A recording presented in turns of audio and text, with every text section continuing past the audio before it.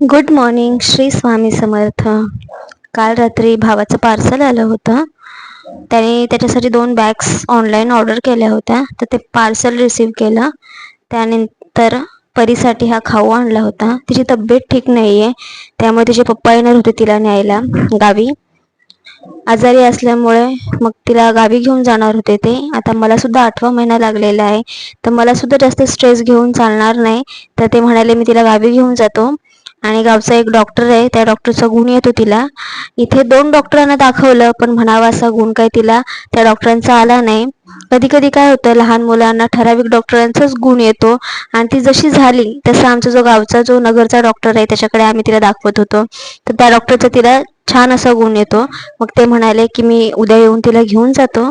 मग भावाने डीमार्टमधून तिच्यासाठी खाऊ आणला होता, तो सगळ्या डब्यामध्ये भरून ठेवला. म्हटलं उद्या तिचे पप्पा आले की त्यांच्यासोबत हा सगळा खाऊ मी पाठवून देईन.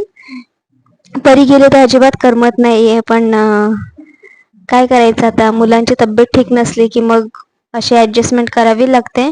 तर मग मी इथे राजमा केला होता, जसं आम्ही घुगऱ्याचं कालवण करतो आमच्या गावी, अगदी त्याप्रमाणे राजमा केला होता.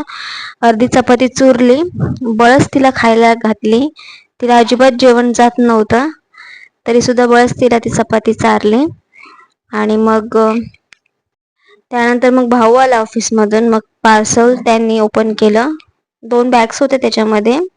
एक त्याच्यासाठी ऑर्डर केली होती आणि एक त्याच्या मित्रासाठी ऑर्डर केली होती. मस्त अशी प्रीमियम क्वालिटी होती, ब्लॅक कलरमधून होती आणि ऑफिस वर्कसाठी एकदम परफेक्ट अशी ही बॅग होती. साधारण 2,000मध्ये 2 या बॅगा आलेल्या आहेत. जास्त मोठीही नाही आणि एकदम जास्त बारीकही नाही. तुम्ही बघू शकता, टिफिनसाठी एकदम परफेक्ट अशी ही बॅग आहे. तर मग ते ओपन केलं. संध्याकाळी आम्ही सगळ्यांनी जेवून घेतलं. जेवण झालं त्यानंतर मग बळच परीला औषधं पाजले. ती अजिबात कुठलाच शूट करून देत नव्हती, त्याच्यामुळे मी तो अजिबात शूट घेतला नाही. त्यानंतर बाहेर मुलं खेळत होती, बाल्कनीमध्ये बसून त्यांना बघत होती.